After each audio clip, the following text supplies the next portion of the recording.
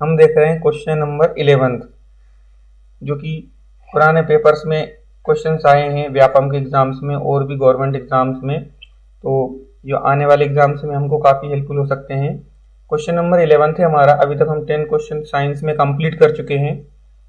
11 है, केंद्रक एक ऐसी जेली जैसे पदार्थ से घिरा होता है। केंद्रक जो होता है जेली जैसे पदार्थ से घिरा होता है जिसे खालिस्तान कहा जाता है। केंद्रक किससे घिरा होता है? तो केंद्रक कोशिका द्रव, साइट जिसे कहा जाता है साइटोप्लाज्म।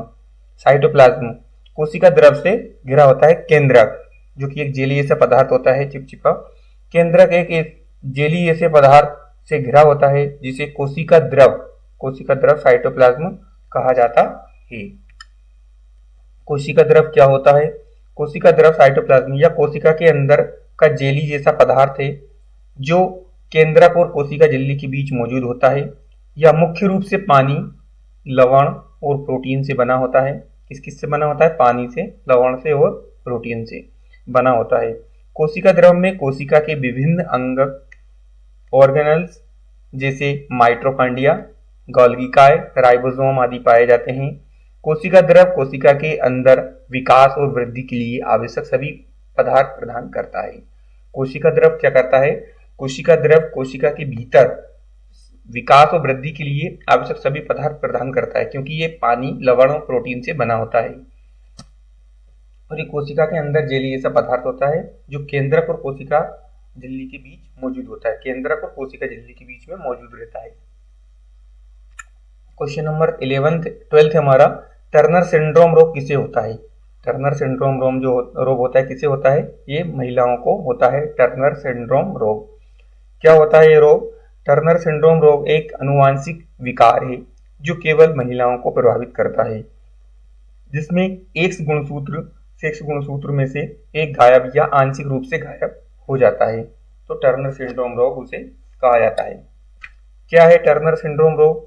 टर्नर सिंड्रोम एक ऐसी स्थिति है जो महिलाओं को प्रभावित करती है जिसमें उनके कोशिकाओं में एक्स गुणसूत्रों का एक पूरा या आंशिक भाग गायब होता है। यह कैसे होता है? आमतौर पर एक महिला में 2 गुणसूत्र होते हैं, लेकिन टर्नर सिंड्रोम में इनमें से एक गुणसूत्र गायब या असामान्य होता है, जो कि पर्याप्त नहीं होता है। लक्षण क्या होता है? टर्नर सिंड्रोम वाले लोगों में छोटा कद, बांझपन और अन्य स्वास्थ्य समस्याएं हो सकती हैं। क्या यह आम है? टर्नर सिंड्रोम लगभग 2000 जन्म लेने वाली लड़कियों में से एक को प्रभावित करता है। क्या यह विरासत में मिलता है? टर्नर सिंड्रोम रोग आमतौर पर विरासत में नहीं मिलता है, लेकिन यह गुणसूत्र संबंधी असामान्यता के कारण और जो गर्भ में बच्चे के विकास के दौरान होता है। क्या है यह ठीक हो सकता है? टर्नर सिंड्रोम रोग का इलाज संभव है, इसको इलाज किया जा सकता है और प्रभावित लोग सामान्य जीवन जी सकते हैं। अन्य महत्वपूर्ण बातें, अन्य नाम, टर्नर सिंड्रोम को मोनोसोमी एक्स, 45X या उलचेरिच टर्नर सिंड्रोम के नाम से भी जाना जाता है। लक्षणों की गंभीरता, टर्नर सिंड्रोम के लक्षण व्यक्ति में भिन्न हो सकते हैं।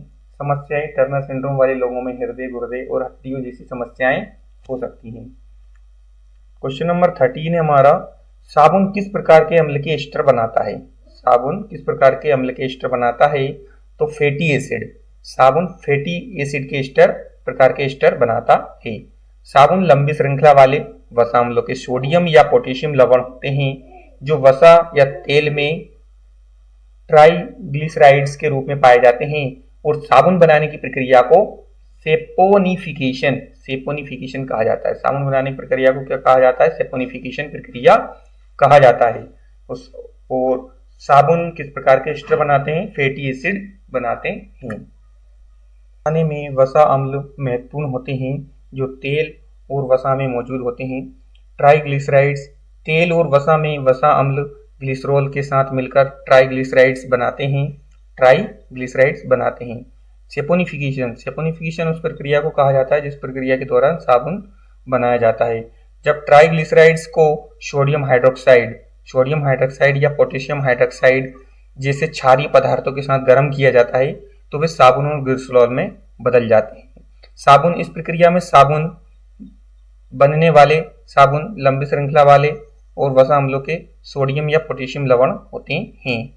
उदाहरण, कुछ सामान्य वसा अम्ल जो साबुन बनाने में उपयोग होते हैं वे पामेटिक अम्ल या स्टीयरिक अम्ल और ऑलेरिक अम्ल, लारिक अम्ल या मायरिस्टिक अम्ल होते हैं। तो ये हमारा क्वेश्चन नंबर 13 कंप्लीट हुआ। अब 14, व्यावसायिक लोहे का शुद्धतम रूप क्या है? व्यावसायिक लोहे का शुद्धतम रूप पिटवा लोहा होता है, रॉट आयरन। व्यावसायिक लोहे का सबसे शुद्ध रूप पिटवा लोहा रॉट आयरन जिसे कहा जाता है होता है, जिसमें कार्बन की मात्रा 0.12 से 0.25% तक होती है। कार्बन की मात्रा कितनी होती है? 0.12% से 0.25% होती है, जिसका व्यावसायिक लोहे का शुद्धतम रूप होता है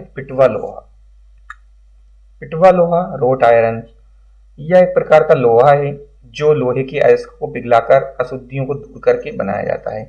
लोहे का एक प्रकार होता है जो लोहे अयस्क होता है उसको पिघलाकर और अशुद्धियों को दूर करके बनाया जाता है।